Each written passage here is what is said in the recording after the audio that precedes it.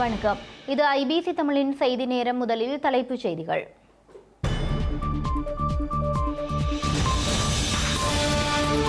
தலைவர் பிரபாகரனின் 70வது அகவை நிகழ்வுகள் ஆரம்பம். பாரிஸில் நள்ளிரவுக்கு பின்னர் இசை வெளியீட்டுடன் நிகழ்வு.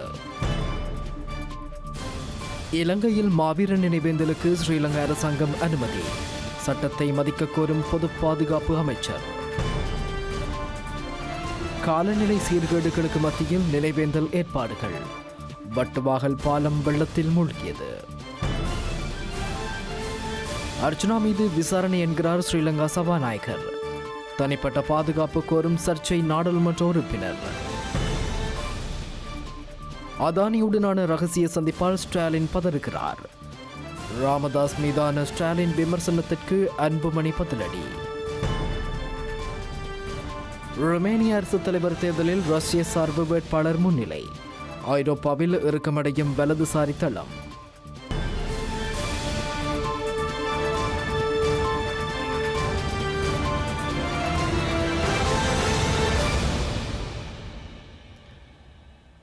செய்திகளுக்கு செல்வதற்கு முன்னர் முதலில் மாவீரன் மாண்பு குறித்த பதிவுக்கு செல்லலாம்.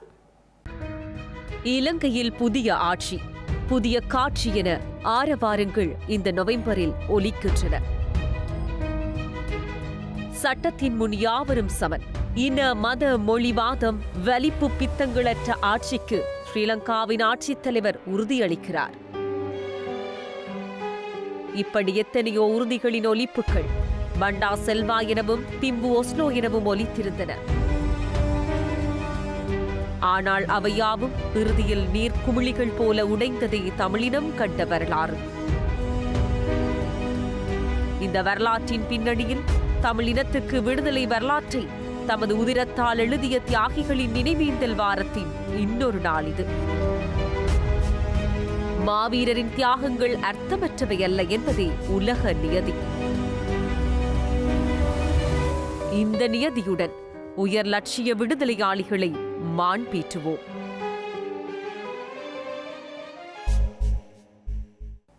தொடர்வது விரிவான செய்திகள். இலங்கையில் அரசியல் வரலாற்றில் முக்கியமான தாக்கத்தை செலுத்திய தமிழர் தாயகத்தின் ஆயுதவழி அரசியல் போராட்டத்துக்கு முக்கிய ஆளுமையாக இருந்த வேலுப்பிள்ளை பிரபாகரனின் 70வது அகவை நாள் நிகழ்வுகள் உலகின் நேர வலயத்துக்கு ஏற்ப இடம்பெற்று வருகின்றன. ஏற்கனவே ஆஸ்திரேலியா மற்றும் நியூசிலாந்து போன்ற பசிபிக் பிராந்திய நாடுகள் நிகழ்வுகள் இடம்பெற்ற நிலையில் பிரான்ஸ் தலைநகர் பாரிஸின் புறநகர் பகுதியான ஆர்ஜென்டை பகுதியில் இன்று நள்ளிரவுக்கு பின்னர் முதலாவது நிகழ்வு இடம்பெறவுள்ளது. அதே நேரம் வேலுப்பிள்ளை பிரபாகரனின் 70வது அகவை நாளை முன்னிட்டு புலம்பெயர் நாடுகளில் பல பாடல்கள் வெளியிடப்பட்டுள்ளன.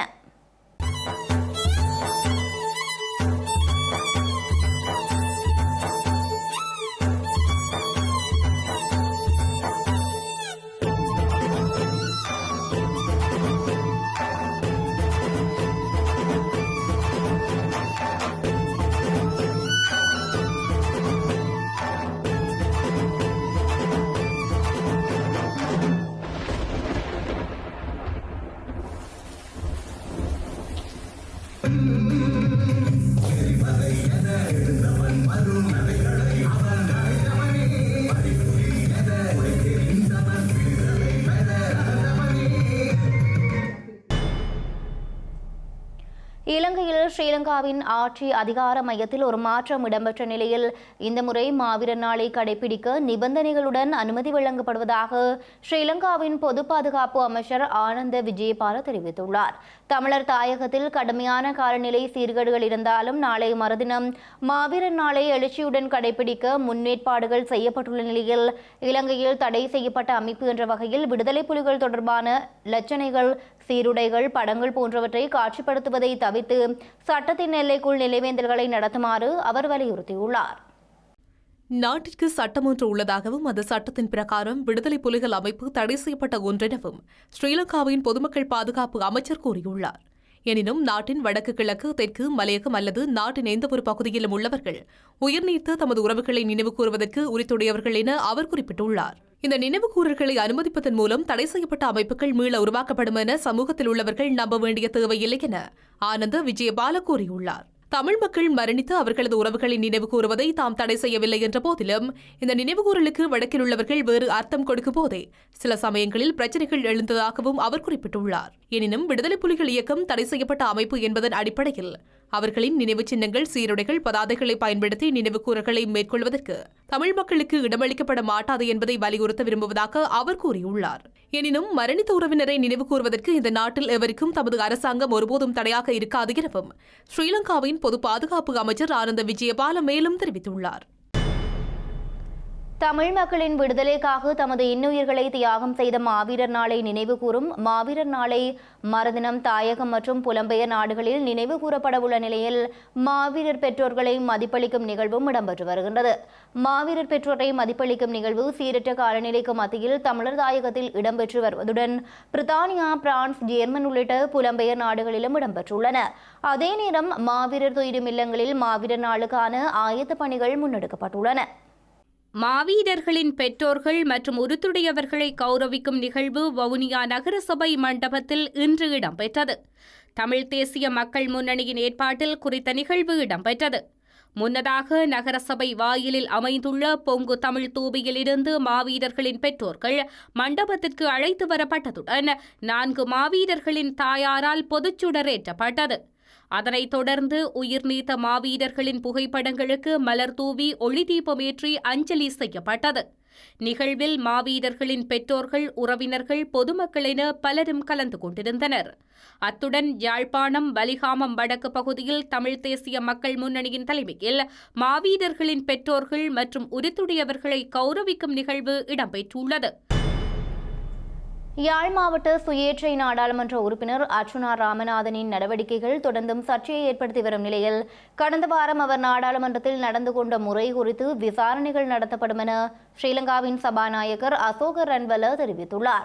இந்த நிலையில் ஸ்ரீலங்காவின் நாடாளுமன்றத்தில் அண்மையில் இடம்பெற்ற சம்பவத்தை அடுத்து தம்மால் சுதந்திரமாக நடமாட முடியாத நிலை ஏற்பட்டுள்ளதாக யாழ் மாவட்ட சுயேற்றை நாடாளுமன்ற உறுப்பினர் அர்ச்சுனா ராமநாதன் தெரிவித்துள்ளார். அதே நேரம் எதிர்க்கட்சித் தலைவரின் ஆசனத்தில் அமர்ந்தமைக்காக நாடாளுமன்ற பொதுச் செயலாளர் குஷானி ரோகனரத்னவிடம் ராமநாதன் அர்ச்சுனா பகிரங்கமாக மன்னிப்பு கோரியுள்ளார். எதிர்க்கட்சித் தலைவர் ஆசனத்தில் அமர்வதால் சிக்கல் ஏற்படும் என தான் அறிந்திருக்கவில்லை என்றும் அதற்காக பகிரங்கமாக மன்னிப்பு கோருவதாகவும் தெரிவித்துள்ளார். நாடாளுமன்ற வளாகத்தில் இன்று ஆரம்பமான நாடாளுமன்ற உறுப்பினர்களுக்கான வழிகாட்டல் செயலமர்வின் முதல் நாளின் போது தமக்கு பாதுகாப்பு வழங்குமாறும் நாடாளுமன்ற உறுப்பினர் கோரிக்கை விடுத்துள்ளார். ஸ்ரீலங்கா நாடாளுமன்றத்தின் கன்னி அமர்வு கடந்த வாரம் இடம்பெற்றிருந்த போது பாரம்பரியமாக எதிர்க்கட்சித் தலைவர் ஆசனத்தில் வைத்தியர் அர்ச்சுனா ராமநாதன் அமர்ந்து கொண்டார். அதன் பின்னர் நாடாளுமன்ற ஊழியர்கள் அந்த ஆசனம் எதிர்க்கட்சித் தலைவர் அமரும் ஆசனம் என கூறிய பின்னரும் அதிலிருந்து எழுந்து செல்வதற்கு மறுப்பு தெரிவித்த அர்ச்சுனா ராமநாதன் இனவாத கருத்துக்களை வெளியிட்டதாகவும் விமர்சனம் முன்வைக்கப்பட்டுள்ளது. இந்த நிலையில் இன்று நடைபெற்ற நாடாளுமன்ற உறுப்பினர்களுக்கான வழிகாட்டல் செயலமர்வின் போது தமக்கு தனிப்பட்ட பாதுகாப்பு வழங்கப்பட வேண்டும் என நாடாளுமன்ற அதிகாரிகளிடம் வைத்தியர் அர்ச்சுனா ராமநாதன் கோரிக்கை விடுத்தார். எனினும் பாதுகாப்பை பெற்றுக்கொள்ள வேண்டுமாயின் நாடாளுமன்ற உறுப்பினர் பொது பாதுகாப்பு அமைச்சிடம் எழுத்து மூலம் கோரிக்கை விடுக்க வேண்டும் என நாடாளுமன்ற பிரதி செயலாளர் சமிந்த குலரட்ன தெரிவித்துள்ளார். நாடாளுமன்ற அதிகாரங்கள் மற்றும் சிறப்புரிமைகள் சட்டத்திற்குள் கைத்துப்பாக்கி மற்றும் பாதுகாப்பை வழங்கும் விடயம் முழுமையாக உள்ளடக்கப்படவில்லை எனவும் அதற்கான பொறுப்பு பாதுகாப்பு அமைச்சிற்கு இருப்பதாகவும் அவர் சுட்டிக்காட்டியுள்ளார். அமைச்சின் மதிப்பீட்டின் அடிப்படையில் காவல்துறை பாதுகாப்பு அல்லது கைத்துப்பாக்கியினை பெறுவதற்கு உரிமை நாடாளுமன்ற உறுப்பினர் என்ற வகையில் வைத்தியர் அர்ச்சுனா ராமநாதனுக்கு இருப்பதாகவும் நாடாளுமன்ற பிரதி செயலாளர் ஷமிந்த குலரட்ன மேலும் குறிப்பிட்டுள்ளார். தென்கிழக்கு வங்கக்கடலில் உருவாகியுள்ள காற்றழுத்த தாழ்வு மண்டலம் மேலும் வலுவடைந்து இலங்கையை நோக்கி நகர்ந்து வரும் நிலையில் இலங்கையின் காலநிலை மேலும் சீர்கெட்டுள்ளது. இதனால் மக்களின் இயல்பு வாழ்க்கை பாதிக்கப்பட்டுள்ளதுடன் தாழ்நில பகுதிகளில் ஏற்பட்ட வெள்ளம் காரணமாக பலர் இடம்பெயர்ந்துள்ளனர். யாழ்ப்பாணத்தில் 2040 குடும்பங்களைச் சேர்ந்த 7436 பேர் மழையினால் பாதிக்கப்பட்டுள்ளதாக அனர்த்த முகாமைத்துவ மத்திய நிலையத்தின் யாழ்ப்பாணம் மாவட்ட பிரதிபலிப்பாளர் DN சூரியராஜா தெரிவித்துள்ளார். அதே நேரம் அனர்த்தத்தை தடுக்க முப்படையினர் மற்றும் திணைக்கள அதிகாரிகள் தயார் நிலையில் உள்ளதுடன் கடல் தொழிலாளர்களை மறு அறிவித்தல் வரை கடல் தொழிலுக்கு செல்ல வேண்டாம் என மன்னார் மாவட்ட அரசாங்க அதிபர் கனகேஸ்வரன் தெரிவித்துள்ளார். வங்காள விரிகுடாவின் தென்மேற்கு பகுதிக்கு மேலாக நிலை கொண்டுள்ள தாளமுக்கம் காற்றழுத்த தாழ்வு மண்டலமாக வலுப்பெற்றுள்ளமையினால் நாளை புயலாக மாற்றம் பெறும் என எதிர்பார்க்கப்படுவதாக யாழ் பல்கலைக்கழக புவியியல் துறை சிரேஷ்ட விரிவுரையாளர் நாகமுத்து பிரதீபராஜா தெரிவித்துள்ளார்.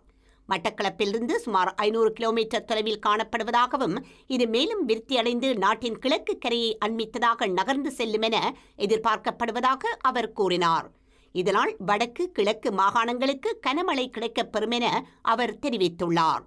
இதனை அடுத்து இன்று முதல் மறு அறிவித்தல் வரை நாட்டை சூழ உள்ள ஆழமான மற்றும் ஆழமற்ற கடல் பிராந்தியங்களுக்கு கடற்தொழிலாளர்கள் மற்றும் கடல்சார் ஊழியர்களை செல்ல வேண்டாம் என எச்சரிக்கை விடுக்கப்பட்டுள்ளது.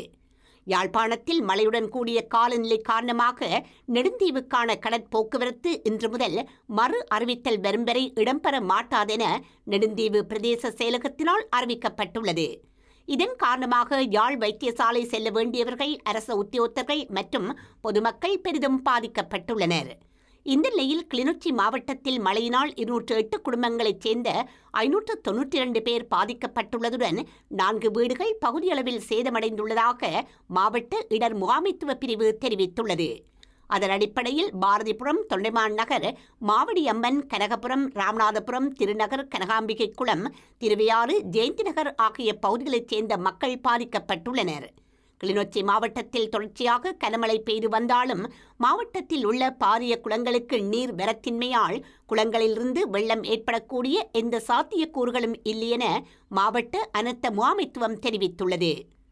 முல்லைத்தீவு வட்டுவாகல் பாலத்தினை மூடி வெள்ள நீர் பாய்வதனால் இந்த பாலத்தினூடாக போக்குவரத்தில் ஈடுபடும் மக்கள் சிரமத்தினை எதிர்கொள்வதோடு விபத்து ஏற்படும் சாத்தியங்கள் அதிகளவாக இருப்பதனால் பாலத்தின் இரு மருங்கிலும் காவல்துறையினர் மற்றும் கடற்படையினர் கடமையில் ஈடுபட்டுள்ளனர். முல்லைத்தீவு மாவட்டத்தில் அதிக மழை தொடர்ச்சியாக பெய்து வருவதனால் நந்திக்கடல் நீர்மட்டம் நிரம்பியுள்ளது.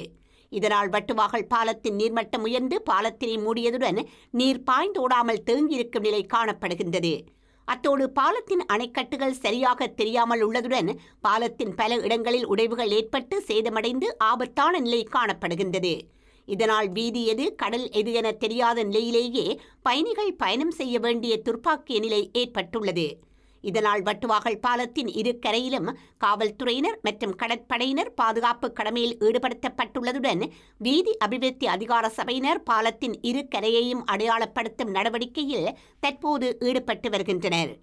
வவுனியா மாவட்டத்தில் பெய்து வரும் கடும் மழை காரணமாக பேராறு நீர்த்தேக்கத்தின் 2 வான்கதவுகள் 1 அடி திறக்கப்பட்டுள்ளன. இதனால் இதற்கு கீழுள்ள மக்களை அவதானமாக இருக்குமாறு அறிவுறுத்தப்பட்டுள்ளது. இதேவேளை ஓமந்தை பாலமோட்டையில் அமைந்துள்ள மடத்து விளாங்குளம் அணைக்கட்டில் உடைப்படுத்தமையால் குளத்தின் கீழ் உள்ள 82.84 ஏக்கர் நிலம் நீரால் சூழப்பட்டுள்ளதுடன் குறித்த பகுதி ஊடான போக்குவரத்தும் தடைப்பட்டுள்ளது. மேலும் இதனை திருத்தி அமைப்பதற்கான நடவடிக்கையினை கமக்கார அமைப்பு மற்றும் கமநல அபிவிருத்தி திணைக்களம் முன்னெடுத்து வருகின்றது. அத்துடன் வவுனியா செட்டிக்குளம் பிரதேசத்தில் அமைந்துள்ள ராமையன் குளம் உடைப்படுக்கும் அபாயம் காணப்படுவதாக கிடைக்கப்பெற்ற தகவலை அடுத்து அப்பகுதி கமநல சேவைகள் திணைக்களத்தின் அறிவுறுத்தலுக்கு அமைய விவசாயிகள் அதனை தடுப்பதற்கான நடவடிக்கைகளை மேற்கொண்டுள்ளனர். 100 ஏக்கருக்கு மேற்பட்ட வயல் நிலத்தை கொண்ட ராமையன் குளம் அதிகளவான மழை வீழ்ச்சியின் காரணமாக உடைப்படுக்கும் அபாயத்தை எதிர்கொண்டுள்ளது. பேரிடரை தடுக்கும் முகமாக விவசாயிகளினால் மண்மூடைகள் அடுக்கி முற்பாதுகாப்பு நடவடிக்கைகள் மேற்கொள்ளப்பட்டு வருகின்றன. திருகோணமலை மூதூர் பிரதேச செயலாளர் பிரிவில் உள்ள தோப்பூர், சம்பூர், மல்லிகைத்தீவு, பள்ளிக்குடியிருப்பு உள்ளிட்ட பல பகுதிகளில் உள்ள பல ஏக்கர் வயல் நிலங்கள் நீரில் மூழ்கி காணப்படுவதுடன் மூதூர் கட்டைப்பறிச்சான் ராள் பாலத்தை மேவி சுமார் 3 அடிக்கு மேல் வெள்ளம் பாய்ந்து வருகின்றது. இதனால் அந்த பாலத்தை கடந்து பயணிப்போர் மிகுந்த அசௌகரியங்களுக்கு மத்தியில் பயணித்து வருகின்றனர். திருகோணமலை மாவட்டத்தின் சேர்நுவர பிரதேச செயலாளர் பிரிவில் உள்ள 2 கிராமங்களைச் சேர்ந்த குடும்பங்கள் இடம்பெயர்ந்து இன்று பாடசாலைகளில் தங்க வைக்கப்பட்டுள்ளதாக சேருநுவர பதில் பிரதேச செயலாளர் MDM இசாத் தெரிவித்தார். தங்கபுரம் கிராம உத்தியோகத்தர் பிரிவைச் சேர்ந்த 46 குடும்பங்களைச் சேர்ந்த 115 பேர் தங்கபுரம் சண்பகவல்லி வித்தியாலயத்திலும், லிங்கநகர் கிராம உத்தியோகத்தர் பிரிவில் 11 குடும்பங்களைச் சேர்ந்த 23 பேர் இடம்பெயர்ந்து லிங்கநகர் பாடசாலையிலும் தங்க வைக்கப்பட்டுள்ளதாக சேருநுவர பிரதேச செயலாளர் மேலும் குறிப்பிட்டார். இடம்பெயர்ந்து தங்க வைக்கப்பட்டுள்ளவர்களுக்கான உணவுகளை பிரதேச செயலகம் வழங்கி வருவதாகவும் அவர் மேலும் குறிப்பிட்டார். அம்பாறை மாவட்டத்தில் நேற்று இரவு முதல் பெய்த மழையினால் தாழ் நிலங்களில் வெள்ள நிலை ஏற்பட்டுள்ளது. வெள்ள நீர் வடிந்தோட வசதியாக சாய்ந்தமருது முகத்துவாரம் வெட்டப்பட்டுள்ளது. அம்பாறை மாவட்டத்தில் பெய்து வரும் அடை மழை காரணமாக பொதுமக்களின் இயல்பு வாழ்க்கை பாதிக்கப்பட்டுள்ளது. இதனால் மாவட்டத்தின் கரையோர பிரதேசங்களான கல்முனை, நிந்தவூர், காரைதீவு, சாய்ந்தமருது, நட்பிட்டி முனை, ஆலியடி வேம்பு, அட்டாளைச்சேனை, பாண்டிருப்பு, மருதமுனை, பெரிய நீலாவணை, துறைவந்தியமேடு போன்ற தாழ்நில பகுதிகளில் வெள்ள அபாயம் ஏற்பட்டுள்ளது. கொழும்பின் புறநகரான கல்கிசையில் உள்ள பிரபல நட்சத்திர விடுதியில் இடம்பெற்ற பிரபலமான அக்பா குழுவின் இசை நிகழ்ச்சியில் தேசிய மக்கள் சக்தி அரசாங்கத்தின் பிரதமர் உள்ளிட்ட பிரமுகர்கள் பங்கேற்றுள்ளமை பேசுபொருளாகியுள்ளது. குறிப்பாக தேர்தல்களில் வெற்றி பெற்றதன் பின்னர் நிதானமான மனதுடன் ஓய்வெடுக்கும் வகையில் இந்த நிகழ்ச்சியில் அவர்கள் பங்கு பற்றியதாக அரசியல் வட்டாரங்களை மேற்கோள் காட்டி சிங்கள ஊடகங்கள் செய்தி வெளியிட்டுள்ளன. சுவீடனை சேர்ந்த மிகவும் பிரபலமான போப் இசைக்குழுவான ABBA 1970களில் இருந்து உலகளாவிய ரீதியில் மிகவும் பிரபலமாக இருந்து வருகின்றது. அந்த வகையில் இசைக்குழுவின் இசை கச்சேரி இலங்கையில் இடம்பெறுவது சிறப்பு வாய்ந்ததாக கருதப்படுவதுடன் மக்கள் மத்தியில் வரவேற்பை பெற்றுள்ளது. இந்த குழுவின் இசை நிகழ்ச்சியில் பங்கு பெற்றுவதற்கான நுழைவுச் சீட்டு ஒன்றின் பெறுமதி லட்சத்தை அண்மித்ததாக இருக்கும் நிலையில் செலவீன குறைப்பு குறித்து அதிகமாக தேர்தல் மேடைகளில் பேசிய தேசிய மக்கள் சக்தியின் உறுப்பினர்கள் அந்த நிகழ்ச்சியில் பங்கு பற்றியமை சமூக வலைதளங்களில் வாத பிரதிவாதங்களை தோற்றுவித்துள்ளது. குறிப்பாக இந்த இசை நிகழ்ச்சியில் பிரதமர் கலாநிதி ஹரணி அமரசூரிய, அவரது செயலாளர், மக்கள் விடுதலை முன்னணியின் செயலாளர் ரில்வின் சில்வா மற்றும் வெளிவிவகார அமைச்சர் விஜித கேரத் ஆகியோர் ABBA இசைக்குழுவின் நிகழ்ச்சியில் பங்கேற்றுள்ளனர். இந்த நிகழ்வில் ABBA குழுவின் இசை நிகழ்ச்சி தொடர்பாக அந்த நிகழ்ச்சியை ஏற்பாடு செய்திருந்த முன்னணி நட்சத்திர விடுதி நிர்வாகம் அறிக்கையொன்றை வெளியிட்டுள்ளது. இலங்கையின் சுற்றுலாத்துறை மற்றும் கலாசார முன்முயற்சிகளுக்கு ஒத்துழைப்பு வழங்கும் ஒருவராக இருப்பதில் பெருமை அடைவதாக அந்த விடுதி கூறியுள்ளது. சர்வதேச மற்றும் உள்நாட்டு சுற்றுலா பயணிகளுக்கான துடிப்பான இடமாக இலங்கையை நிறுத்தும் தமது நோக்கத்துடன் இணைந்து நாட்டின் சுற்றுலா மற்றும் பொழுதுபோக்குகளை மேம்படுத்துவதற்கான முயற்சிகளின் ஒரு பகுதியாக ABBA இசைக்குழுவின் நிகழ்ச்சியை ஏற்பாடு செய்ததாக அந்த விடுதி குறிப்பிட்டுள்ளது. சுற்றுலா தொடர்பான நிகழ்வு என்பதால் இந்த தொழில்துறைக்கு ஒத்துழைப்பு வழங்குவதில் அவர்களின் பங்கை அங்கீகரிக்கும் வகையில் பிரதமர் கலாநிதி ஹரணி அமரசூரிய, வெளிவிவகார மற்றும் சுற்றுலாத்துறை அமைச்சர் விஜித கேரத் உள்ளிட்ட பிரமுகர்கள் நிகழ்ச்சியில் பங்கு பெற்றதற்கான அழைப்பை விடுத்ததாகவும் அந்த விடுதி கூறியுள்ளது. தமது அழைப்பை ஏற்று அவர்கள் அந்த இசை நிகழ்ச்சியில் கலந்து கொண்டமை தமக்கு பெருமை அளிப்பதாகவும் ஹல்கிசையில் உள்ள முன்னணி விடுதி தனது அறிக்கையில் மேலும் சுட்டிக்காட்டியுள்ளது. எனினும் ஓய்வு எடுக்கும் ஒரு சந்தர்ப்பமாக அவர்கள் இந்த இசை நிகழ்ச்சியில் பங்கு பெற்றியதாக அரசியல் வட்டாரங்கள் கூறியுள்ளமை தேசிய மக்கள் சக்தி அரசாங்கம் மீதான விமர்சனங்களுக்கு வழிகோலியுள்ளது. வெளிநாட்டு முகவரூடாக ஐரோப்பிய நாடுகளுக்கு செல்ல முற்பட்ட யாழ்ப்பாணம் மற்றும் முல்லைத்தீவை சேர்ந்த இளைஞர்கள் ரஷ்ய ராணுவத்தினால் சேர்க்கப்பட்டுள்ளதாக அவர்களது பெற்றோர் தெரிவிக்கின்றனர். இவர்கள் முகவர்களூடாக ரஷ்யாவுக்கு அனுப்பி வைக்கப்பட்டு அங்கிருந்து பிரான்ஸ் உள்ளிட்ட ஐரோப்பிய நாடுகளுக்கு செல்ல முற்பட்ட நிலையிலேயே வலுக்கட்டாயமாக ரஷ்ய ராணுவத்தில் சேர்க்கப்பட்டு ராணுவ பயிற்சி வழங்கப்பட்டு தற்போது போர் முனைக்கு அனுப்பி வைக்கப்பட்டுள்ளதாகவும் அவர்கள் கூறுகின்றனர். தமது பிள்ளைகளுடனான தொடர்புகள் துண்டிக்கப்பட்டுள்ள நிலையில் அவர்களை மீட்டு தருமாறு அரசாங்கத்திடம் கோரிக்கை உள்ளனர்.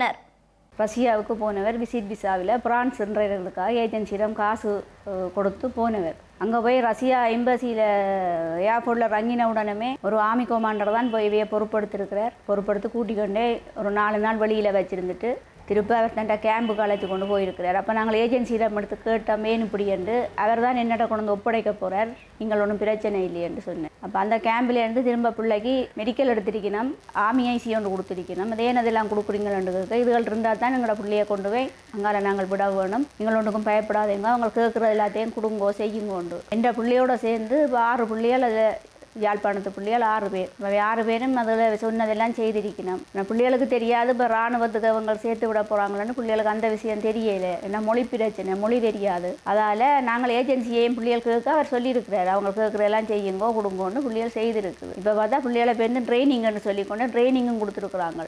ரஷ்ய ட்ரைனிங் கொடுத்துருக்குறாங்க, ஆர்மி ட்ரைனிங். அந்த ட்ரைனிங் கொடுத்து பிள்ளைகளுக்கு அதில் சம்பள காசும் வந்து விழுந்ததாம், காட்டு ஒன்று கொடுத்து வந்து விழுந்ததாம். அந்த சம்பள காசையும் அதுக்கு உள்ள ஆர்மிக்காரர் பெரியவர் காட்டை கொண்டு எடுத்துட்டாராம். அதுக்கும் அவ காட்டை கொடுங்கோ, அப்போ அந்த காசை எடுத்துட்டு உங்களை கொண்டு எங்களுக்கு தருவாருன்னு சொல்லியிருக்கிறான் ஏஜென்சி. அவன் சொன்னதெல்லாம் இந்த பிள்ளைகள் அவ்வளோ பேரும் செய்திருக்கணும். இப்போ பார்த்தா பிள்ளைகள் என்ற தொடர்பு இல்லாமல் போயிட்டு ஒவ்வொரு குடும்பத்துக்கும் ஒவ்வொரு பிள்ளைகள தொடர்பு அட்டு போய் இன்றைக்கு ஒரு நெல்லியடி அம்மா பகீதரண்டி அம்மாவுக்கு இது 15 நாள் தொடர்பு இல்லை. முல்லைத்தீவை சேர்ந்த பாலச்சந்திரன் அவைக்கு தொடர்பு இல்லை. இந்த மகன் தான் இப்போ கடைசி மட்டும் என்னோட ஒரு கிழமையாக தொடர்பில் இருந்தவர். இப்போ அவர்கிட்ட போன் தொடர்பும் இல்லை. நேற்று ஒரு ரஷ்ய இராணுவ வீரர்கிட்ட ஃபோனில் இருந்து எனக்கு மெசேஜ் மட்டும் போட்டிருக்கிறார். இங்கே கொஞ்சம் சிக்கலான இடத்த நிற்கிற நம்ம ஏஜென்சி மேலே நம்பி இனி பிரியோசனம் இல்லை, நீங்கள் இங்கே கொடுக்க வேண்டிய இடமெல்லாம் கொடுத்து எங்களை மீட்க பாருங்கண்டு. இன்றையோட இந்த மகன்ற தொடர்பும் இல்லை, நேற்றையோட மகன்ற தொடர்பும் இல்லை. அவன் இந்த ஃபோட்டோ ஒன்றுங்களுக்கு அனுப்பியிருக்கணும். அவன் இந்த ரஷ்யா மீன் உடுப்பெல்லாம் போட்டு பிள்ளைகளுக்கு உடுப்பெல்லாம் கொடுத்து பிள்ளைகளை எல்லையில் கொண்டே விட்டதாகத்தான் நாங்கள் அறிகிறோம். எல்லையில் கொண்டே பிள்ளைகளை விட்டுருக்கு. அதால் இப்போ எங்களோட பிள்ளைகள் ஆமிக்கண்டு போகல. அவன் போனது வெளிநாடு போக முகவரோடத்தான் போனவ. இந்த முகவருக்கும் அங்கே உள்ள ஆமி பெரியவருக்கும் ஏதோ தொடர்பு இருக்க வேண்டும் என்று தான் நாங்கள் சந்தேகிக்கிறோம். அதனால் வறுமை நிமித்தம் தான் பிள்ளைகளை வெளிநாட்டுக்கு விட்டது, கஷ்டத்தின் நிமித்தம் தான் அனுப்பினது. இப்படி ஒரு சம்பவம் நடக்கும்னு நாங்கள் யாரும் எதிர்பார்க்கல. எனவே இந்த சம்பவத்தை கருத்தில் கொண்டு எங்களுக்கு உரிய உதவியை ஜனாதிபதி ஐயா அவர்களும் செய்ய வேண்டும் என்று கேட்டுக்கொண்டு உங்களிடம் இதை நாங்கள் சொல்கிறோம். ஏனென்றால் நாங்கள் இதை வெளிக்கொண்டு வந்தது ஏனென்றால் எங்களை இதை போல் இன்னும் பிள்ளைகள் போய் வேறு தாய்மாட்ட பிள்ளைகளும் போய் அப்படி அங்கே ஏமாறக்கூடாதுன்றதுக்காகத்தான் இதை நாங்கள் விழிப்புணர்வாக நாங்கள் இதை கொடுக்குறோம். இப்போ எங்களோட பிள்ளைகளை நீங்கள் மீட்டு தருவோம்னு நம்புகிறோம். பிள்ளைகள தொடர்பும் இல்லாமல் போயிட்டுது. இப்போ ஃபோனெல்லாம் பிள்ளைகள்கிட்ட வாங்கிட்டாங்க, பிள்ளைகளை கொண்டே இப்போ எல்லையில் விட்டுருக்கு. எங்களுக்கு பொருளாதார சூழ்நிலையும் கஷ்டம். எனக்கு ஒரே ஒரு மகன் தான், ஹஸ்பண்டும் இல்லை. அவர் தான் என்ன வச்சு பார்த்தது. எங்களோட பொருளாதார சூழ்நிலையை கருத்துல கொண்டுதான் இப்படி போனவர், வெளிநாடு போடுறதுக்குன்னு சொல்லி போனவர். எங்களுக்கு ஒரு உதவியும் இல்லை. அப்ப அவருக்கு வேலைப்பு வாரது. அப்ப போன இடத்துல தான் இப்படி பயிற்சி எடுத்து முடிய சேர்ந்தாங்க அளவு பயிற்சி எடுத்து முடிய சொல்லிச்சு. நம்ம உங்களை இன்றைக்கு கொண்டு வந்து எங்களோட கையில தருவினம்னு சொன்ன அப்புறம் பிள்ளைகளை ஏற்றி கொண்டு போயிருக்கணும். ஏற்றி கொண்டு போன கையோட பிள்ளைகளை கொண்டு அங்கே ஒரு கேம்ப்ல விட்டுருக்கணும். அப்ப அந்த கேம்ப்ல விடையே இந்த பிள்ளை கடைசி ஒரு 3 வாய்ஸ் மெசேஜ் போட்டவர் எனக்கு, அம்மா உங்களை கொண்டு வந்து மாட்டி விட்டுட்டாங்களம்மா. சொன்னானாம் ஐசி தருவாங்க, நீங்கள் அதுல ஒரு ஸ்லிப் தருவாங்க, சைன் வையுங்க ஐசி தரதுக்குன்னு சொல்ல. பிள்ளைகளும் சைன் வச்சிருந்தா பிள்ளைகளுக்கு அங்கத்தை மொழி தெரியா. அப்ப சைன் வச்ச முடிய பேருந்து சொன்னாங்களாம், கேம்புக்கு எடுத்துட்டு சொன்னா நாங்கள் உங்களை அங்கால கொண்டு போறோம் சொன்னதான்னு சொல்லி அப்ப 3 மெசேஜ் எனக்கு போட்டுச்சுது. அதுல ஒரு மெசேஜ் போட்டேன், அம்மா கொண்டு எங்களை மாட்டி போட்டாங்களே, எனக்கு என்ன செய்யறேன்னு தெரியலையம்மா. அவங்க ஒரு வருஷத்துக்கு சொல்லி எங்களை இதுக்குள்ள மாட்டிட்டாங்களே, என்னால இதுக்குள்ள மீண்டு வரவே இயலாதம்மா. ஒரு வருஷத்துக்கு நான் உயிரோட இருந்தா உங்களுக்காக நான் தேடி வருவேன் அம்மா உங்கள்கிட்ட ரெண்டு சொல்லி என்ன பிள்ளை அழுது 3 வாய்ஸ் மெசேஜ் போட்டேன். அதுக்கு பிறகு எனக்கு 12 நாளாச்சு. இன்று வரைக்கும் இந்த பிள்ளை எங்க இருக்கிறார், எப்படி இருக்கிறாருன்னு ஒரு தொடர்பும் இல்லை. இலங்கையில் தேசிய இனப்பிரச்சினைக்கான தீர்வு பொறிமுறை பற்றி குறித்து தேசிய மக்கள் சக்தி அரசாங்கம் இதுவரை எந்தவொரு கருத்தையும் முன்வைக்கவில்லை என தமிழரசு கட்சியின் மட்டக்களப்பு மாவட்ட நாடாளுமன்ற உறுப்பினரும் அந்த கட்சியின் ஊடக பேச்சாளருமான ஞானமுத்து ஸ்ரீநேசன் தெரிவித்துள்ளார். இலங்கையில் தேசிய ஐக்கியத்தை உருவாக்க வேண்டுமாயின் தாயக மக்களின் சுயநிர்ணய உரிமையை ஏற்றுக்கொள்ளும் வகையிலும் சமஷ்டி அடிப்படையிலான ஆட்சி கட்டமைப்பு உருவாக்கப்பட வேண்டும் என களுவாஞ்சிக்குடியில் இன்றைய தினம் இடம்பெற்ற ஊடகவியலாளர் சந்திப்பில் அவர் மேலும் தெரிவித்துள்ளார். அண்மையில் ஆட்சிப்பிடமறிய தேசிய மக்கள் சக்தி மாற்றத்தை ஏற்படுத்த போகின்றோம் என்று சொல்கின்றார்கள்.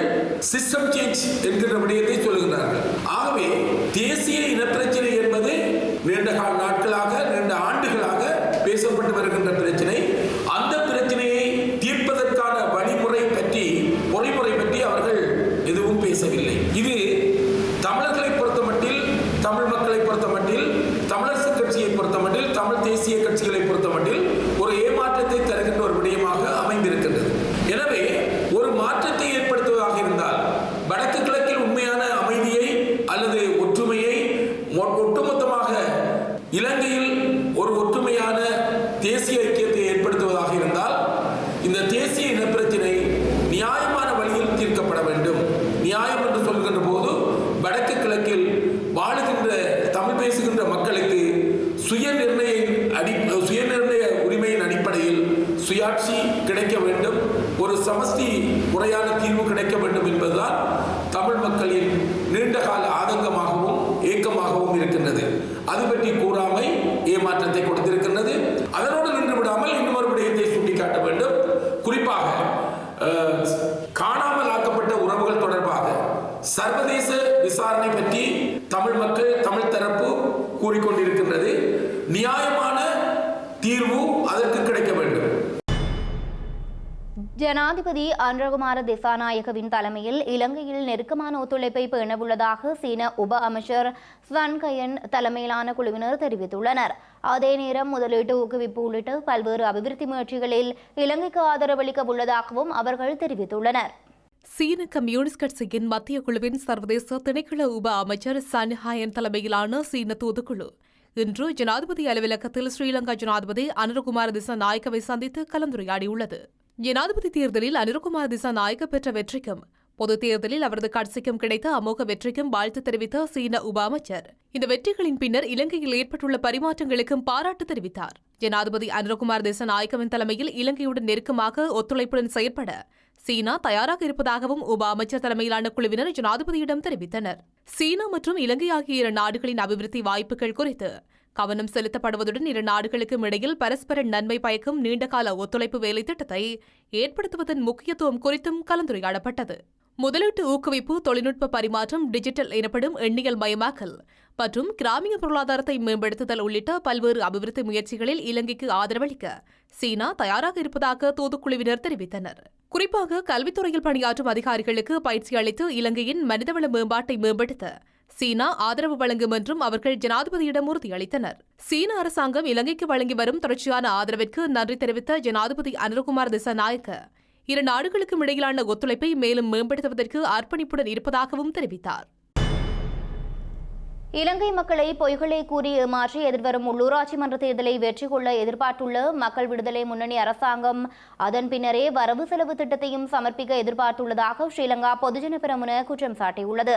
அத்துடன் ஸ்ரீலங்கா முன்னாள் ஜனாதிபதி ரணில் விக்ரமசிங்க முன்கொண்டு சென்று சர்வதேச நாணய நிதியத்தின் உடன்படிக்கையை தொடர்வதற்கு ஜேவிபி அரசாங்கம் இணங்கியுள்ளதாக கொழும்பில் இன்று இடம்பெற்ற ஊடக சந்திப்பில் பெரமுனவின் பொதுச் செயலாளர் சாகர காரியவசம் சுட்டிக்காட்டியுள்ளார். ஸ்ரீலங்காவின் முன்னாள் ஜனாதிபதி ரணில் விக்ரமசிங்கவின் திட்டத்தில் உள்ள வரி முறைமை, மக்களுக்கான சலுகைகளை குறைக்கும் முறைமை ஆகியவற்றை தொடர்வதற்கு ஸ்ரீலங்கா பொதுஜன பெரமுன என்ற வகையில் தாமும் எதிர்ப்பு வெளியிட்டதாக அந்த கட்சியின் பொதுச் செயலாளர் குறிப்பிட்டுள்ளார். வரி குறைப்பு மற்றும் வரி சலுகை, மின்சாரம் மற்றும் எரிபொருளுக்கான சலுகைகளை வழங்குவதாக மக்களிடம் தொடர்ந்தும் பொய்களை கூறி மக்கள் விடுதலை முன்னணி அரசாங்கம் மக்களிடம் வாக்குகளை பெற்றுக் கொண்டதாகவும் சாகர காரியவசம் குறிப்பிட்டுள்ளார். அரசாங்கத்தை பொறுப்பேற்க தயாராக இருப்பதாகவும் நாட்டை நிர்வகிப்பதற்கு விசேட நிபுணர்கள் தம்மிடம் இருப்பதாகவும் அவர்கள் தொடர்ந்தும் கூறி வந்ததாகவும் அவர் சுட்டிக்காட்டியுள்ளார். எனினும் வரவு செலவு திட்டத்தை முன்வைப்பதை தாமதிக்கும் எண்ணமே அரசாங்கத்திடம் உள்ளதை தாம் காண்பதாக கூறியுள்ள அவர் அந்த வகையில் வரவு செலவு திட்டத்தை அடுத்த ஆண்டு பிப்ரவரி மாதம் சமர்ப்பிக்க அவர்கள் திட்டமிட்டுள்ளதாகவும் தெரிவித்துள்ளார். ஆகவே எதிர்வரும் ஜனவரி மாதம் உள்ளூராட்சி மன்ற தேர்தல்களை நடத்தி ஜனாதிபதி மற்றும் நாடாளுமன்ற தேர்தல்களில் வெற்றி பெற்றதை போன்று பொய்யுரைத்து வெற்றி பெற்ற பின்னரே வரவு செலவு திட்டத்தை முன்வைக்கவே அரசாங்கம் தயாராகி இருப்பது போன்று தெரிகின்றது எனவும் அவர் கூறியுள்ளார்.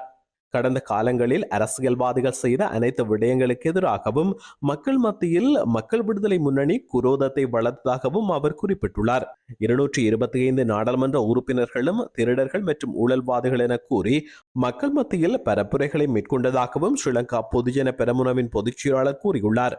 எனினும் பிரதமர் மற்றும் மக்கள் விடுதலை முன்னணியின் பிரதம செயலாளர் டெல்வின் சில்வா உள்ளிட்டவர்கள் அண்மையில் அஃபா என்ற இசை நிகழ்ச்சியில் தலா 5 லட்சம் பெறுமதியான நுழைவுச் சீட்டுக்குரிய ஆசனங்களில் அமர்ந்து ஆடிப்பாடி கலந்து கொண்டதாகவும் அவர் சுட்டிக்காட்டியுள்ளார்.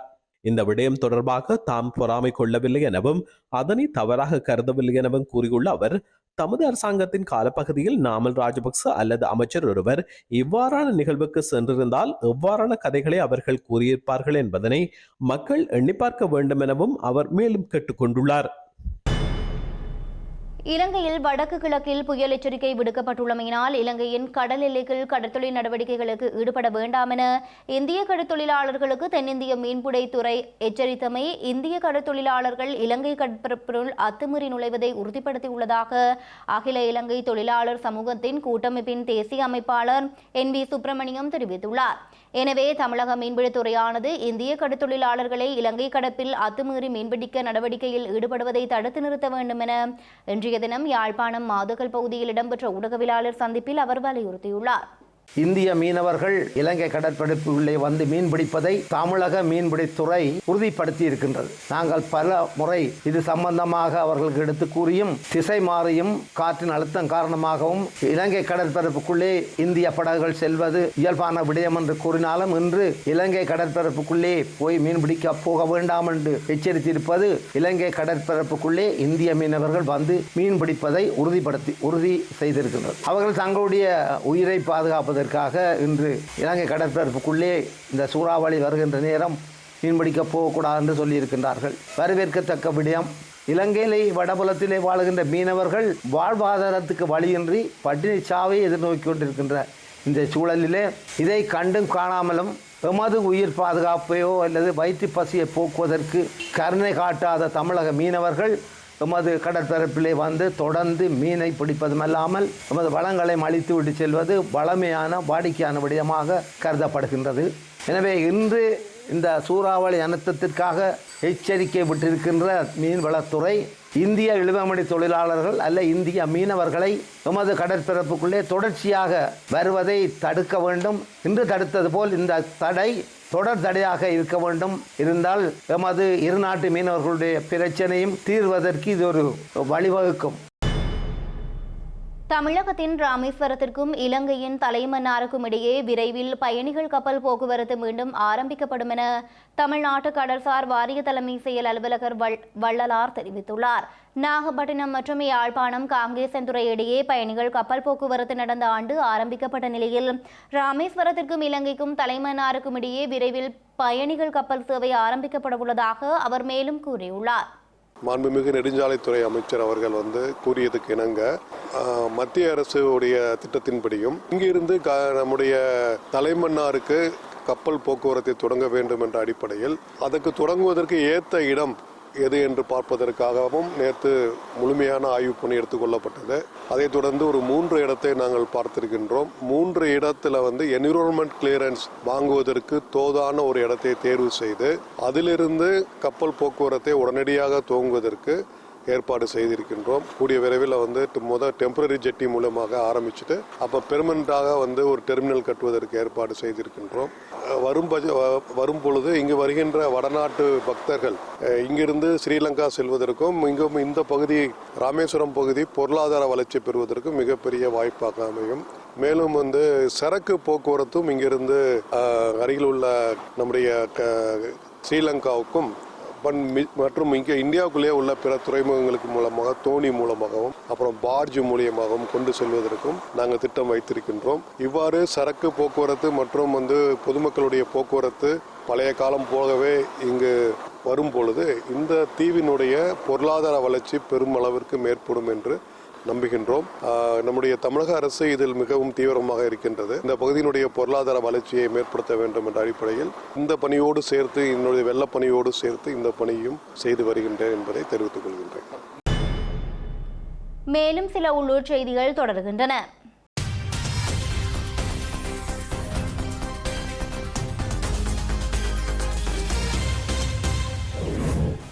நெடுந்தீவு கடற்பரப்பில் கடந்த 10ஆம் தேதி கைது செய்யப்பட்ட 23 இந்திய கடற்தொழிலாளர்களையும் இதுவரை 3ஆம் தேதி வரை விளக்கமறியலில் வைக்குமாறு ஊர்காவல்துறை நீதவான் நீதிமன்றம் உத்தரவு பிறப்பித்துள்ளது. கடந்த 10ஆம் தேதி கைது செய்யப்பட்ட இவர்கள் நீதிமன்றில் முன்னிலைப்படுத்தப்பட்டு இன்று வரை விளக்கமறியலில் வைக்கப்பட்டுள்ளனர். இந்த நிலையில் இன்று மீண்டும் முன்னிலைப்படுத்தப்பட்ட போது விளக்கமறியல் நீடிக்கப்பட்டுள்ளது. வடக்கு மாகாணத்தில் உள்ள மாற்றுத்திறனாளிகள் சங்கங்களை ஒன்றிணைத்து உருவாக்கப்பட்ட வடக்கு மாகாண மாற்றுத்திறனாளிகள் ஒன்றியத்தை மீள இயக்குமாறு வடக்கு மாகாண ஆளுநர் நா. வேதநாயகனிடம் கோரிக்கை முன்வைக்கப்பட்டுள்ளது. யாழ்ப்பாணம் போதனா மருத்துவமனை கண் சத்திர சிகிச்சை நிபுணர் வைத்தியர் மலரவன், வவுனியா பல்கலைக்கழக ஒருங்கிணைப்பாளர் வே. சுப்பிரமணியன் ஆகியோர் வடக்கு மாகாண ஆளுநரை இன்று திங்கட்கிழமை சந்தித்து கலந்துரையாடினர். இதன்போது வடக்கு மாகாண சபை இருந்த காலத்தில் உருவாக்கப்பட்ட மாற்றுத்திறனாளிகள் தொடர்பான கொள்கையை நடைமுறைப்படுத்துமாறு ஆளுநரிடம் கோரிக்கை விடுத்தனர். அம்பாறை மாவட்டம் காரதீவு பிரதேச சபைக்கு உட்பட்ட மாவடிப்பள்ளி பகுதியில் வெள்ள நீரில் இறந்த நிலையில் முதலைகள் கரையொதுங்கியுள்ளன. குறித்த முதலைகள் இன்று இறந்து கரையொதுங்கியமை பொதுமக்கள் மத்தியில் அச்சத்தை ஏற்படுத்தியுள்ளது. சுமார் 7 அடி முதல் 9 அடி வரையான முதலைகள் தற்போது இறந்த நிலையில் நீரில் மிதந்து காணப்படுவதாக தெரிவிக்கப்படுகிறது. இதனால் அந்த பகுதி முழுவதும் துர்நாற்றம் வீசுவதுடன் பொதுமக்கள் சிரமத்துடன் பயணம் செய்வதாக பிரதேச செய்தியாளர் தெரிவித்துள்ளார். சிறிய விளம்பர இடைவேளைக்கு பின்னர் செய்தி நேரம் தொடரும்.